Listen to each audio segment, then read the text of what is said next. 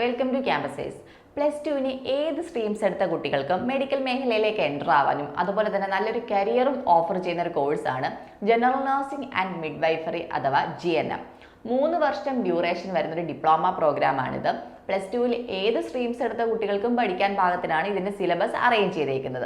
3 വർഷത്തെ ഈ GNM diploma പ്രോഗ്രാമിന് ശേഷം 2 വർഷത്തെ പോസ്റ്റ് BSc എന്നൊരു കോഴ്സും കൂടി പഠിക്കുകയാണെങ്കിൽ നിങ്ങൾക്ക് BSc നഴ്സിംഗുകാരുടെ അതേ ഡിഗ്രി ലെവൽ ക്വാളിഫിക്കേഷനിലേക്ക് എത്താൻ സാധിക്കും. GNM കഴിഞ്ഞവർക്കും നഴ്സ് പോസ്റ്റിലോട്ട് തന്നെയാണ് നാട്ടിലാണെങ്കിലും വിദേശത്താണെങ്കിലും ജോലിയൊക്കെ ലഭിക്കുന്നത്.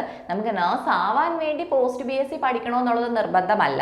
പക്ഷെ നമ്മൾ ജോലി ചെയ്യുന്ന സമയത്ത് ഭാവിയിൽ സാലറി ഇൻക്രിമെന്റ് ഉണ്ടാവാനും അതുപോലെ പ്രൊമോഷൻസിനൊക്കെ വേണ്ടി ഒരു ഡിഗ്രി കോഴ്സ് കയ്യിലുള്ളത് ചിലപ്പോൾ ഹെൽപ്ഫുൾ ആയിരിക്കും. കേരളത്തിൽ നിന്ന് ഏറ്റവും കൂടുതൽ കുട്ടികൾ ഈ കോഴ്സ് പഠിക്കാൻ ചൂസ് ചെയ്യുന്ന ഒരു സംസ്ഥാനമാണ് കർണാടക.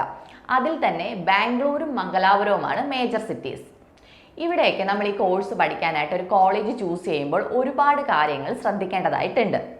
ഒരിക്കലും വലിയ ക്യാമ്പസ് ഇൻഫ്രാസ്ട്രക്ചറും അഡ്വർടൈസ്മെൻറ്റും മാത്രം നോക്കി നമ്മൾ GNM കോഴ്സിന് ഒരു കോളേജ് ചൂസ് ചെയ്യാൻ പാടില്ല. ഇതിൽ ഇമ്പോർട്ടൻ്റ് ആയിട്ടുള്ളൊരു കാര്യം ക്ലിനിക്കൽ പ്രാക്ടീസ് ആണ്. GNM കോഴ്സിന് പരിഗണന കൊടുക്കുന്നതും അതുപോലെ ഓൺ ഹോസ്പിറ്റൽ ഉള്ളതുമായ നഴ്സിംഗ് കോളേജുകളാണ് ഈ കോഴ്സ് പഠിക്കാനായിട്ടുള്ള ബെസ്റ്റ് ഓപ്ഷൻ.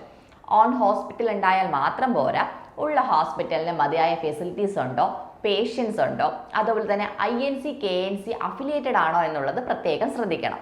അതായത് ചില കോളേജുകൾക്ക് ഓൺ ഹോസ്പിറ്റലൊക്കെ കാണും, പക്ഷെ ആ ഹോസ്പിറ്റലിൽ പേഷ്യൻസോ ഫെസിലിറ്റീസോ ഉണ്ടായിരിക്കത്തില്ല. അങ്ങനെയുള്ള കോളേജ് ചൂസ് ചെയ്ത് ഈ കോഴ്സ് പഠിച്ചുകൊണ്ട് നമുക്ക് ബെനിഫിറ്റ് ഒന്നും ഉണ്ടാവാൻ പോകുന്നില്ല. എന്നാൽ ചില കോളേജ് ഉണ്ട് സ്വന്തമായിട്ട് ഹോസ്പിറ്റൽ ഇല്ലെങ്കിലും വർഷങ്ങളായിട്ട് മെഡിക്കൽ കോളേജുകളിലോ അല്ലെങ്കിൽ ഏതെങ്കിലും നല്ല ഹോസ്പിറ്റലിലോ ട്രെയിനിങ് ഒക്കെ കൊടുത്ത് പ്രോപ്പറായിട്ട് കാര്യങ്ങൾ മുന്നോട്ട് കൊണ്ടുപോകുന്ന ടൈപ്പ് കോളേജ് ഉണ്ട്. ആ തരത്തിലുള്ള കോളേജുകളും ഈ കോഴ്സ് പഠിക്കാനായിട്ടുള്ള ഒരു ബെസ്റ്റ് ഓപ്ഷനാണ്. ഇതൊന്നും കൂടാതെ നമ്മൾ ഈ സെലക്ട് ചെയ്യുന്ന കോളേജ് നിൽക്കുന്ന ലൊക്കേഷനും ഇതിൻ്റെ ഒരു ഇമ്പോർട്ടൻറ്റ് ഫാക്ടറാണ്. അതായത് ഇപ്പോൾ ബാംഗ്ലൂർ ആണെങ്കിലും മംഗലാപുരത്താണെങ്കിലും സിറ്റിയിലും കോളേജസ് ഉണ്ട്, അതുപോലെ ഔട്ടർ ഏരിയാസിലോട്ടും കോളേജുകളുണ്ട്. നമുക്ക് ട്രാൻസ്പോർട്ടേഷൻ ഫെസിലിറ്റീസ് ഒക്കെ അവൈലബിൾ ആയിട്ടുള്ള ഒരു കോളേജ് വേണം നമ്മൾ ഈ കോഴ്സ് പഠിക്കാനായിട്ട് ചൂസ് ചെയ്യാൻ.